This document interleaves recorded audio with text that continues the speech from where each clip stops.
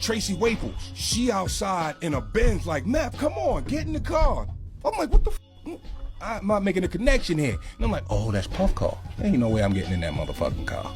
What if Tupac wasn't just venting? What if he was trying to warn us all about the industry, about Diddy, and about a system designed to silence people like him? That audio you just heard, that's Method Man, recalling a strange moment just days before Tupac was killed. That night, Diddy allegedly tried to get him into his car, quietly. But Meth, he felt the energy was off and walked away. I look at Pac, and Pac got a whole different face. His face looked like that picture before he died, that face he had, that look. He had that look on his face and shit, you know what I mean? And I remember looking back. That wasn't just a random encounter. That was a red flag. Because shortly after that night, Tupac was gone. And everything he tried to tell people is starting to make sense decades later. Tupac and Method Man weren't just industry acquaintances. They had a real bond. They collaborated on Got My Mind Made Up in 1996, just months before Pac's death.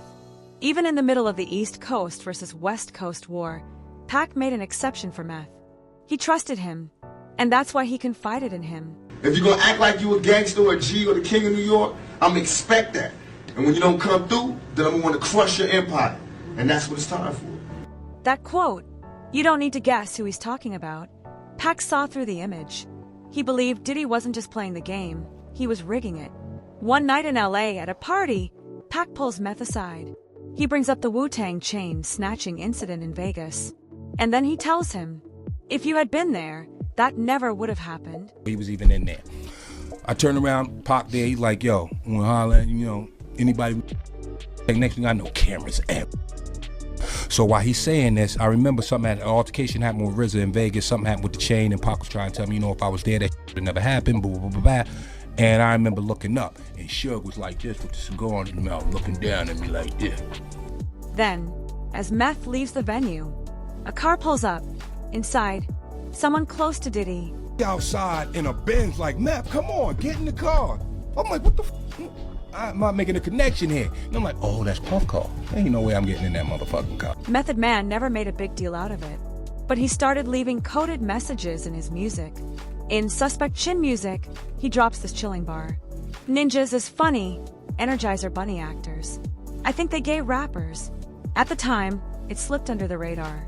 But now, with everything we know about Diddy's private parties, that line hits different. Was Meth picking up on Pac's warning and subtly passing it on? In a 1996 he speaks on a corrupt system where the real criminals are protected, and he's locked up over a charge he always said was false. Remember this lack of a conscience when I come out. Remember this lack of mercy when I come out. Remember this lack of compassion when I come out. And I will do anything to protect and feed my family. And these represent a threat. But it didn't stop there. Pac hinted at something darker, predators in the industry who were hiding in plain sight. And Suge Knight backed him up. If it was a rapper that mess with guys and go both ways, Pac didn't feel that was good.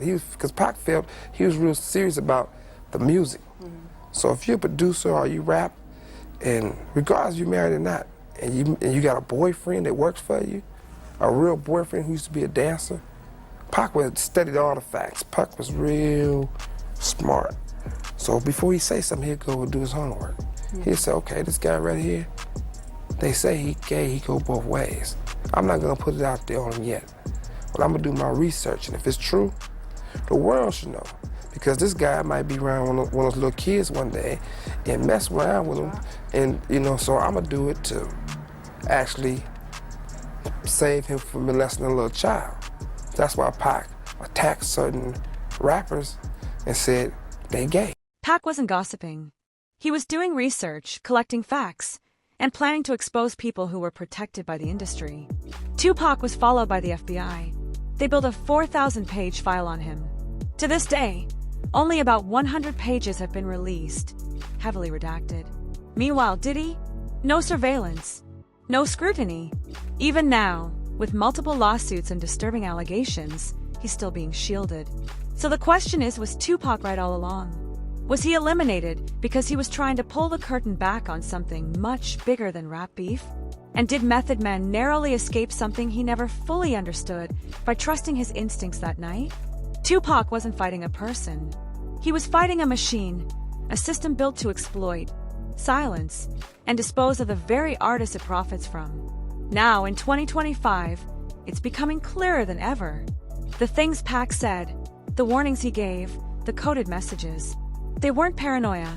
They were prophecies. They disrespected me, my name, my family, what I had been through. They said that I couldn't be in pain. I could not feel, I could not be hurt. In my moment of pain, when I was shot 5 times in jail for a crime I didn't commit, while every other black person, I mean, whoever they was in the ass or them in 50 pieces, I support. I go to jail for a crime everybody know I did not commit 5 times, and I'm getting jail, wompty, they just saying anything to assassinate my character. What that showed me, remember this lack of a conscience when I come out. Remember this lack of mercy when I come out.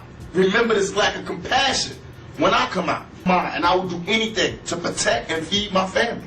And if you think Tupac saw it all before the rest of us, drop a comment below. Hit like, subscribe, and get ready, because this story is just beginning.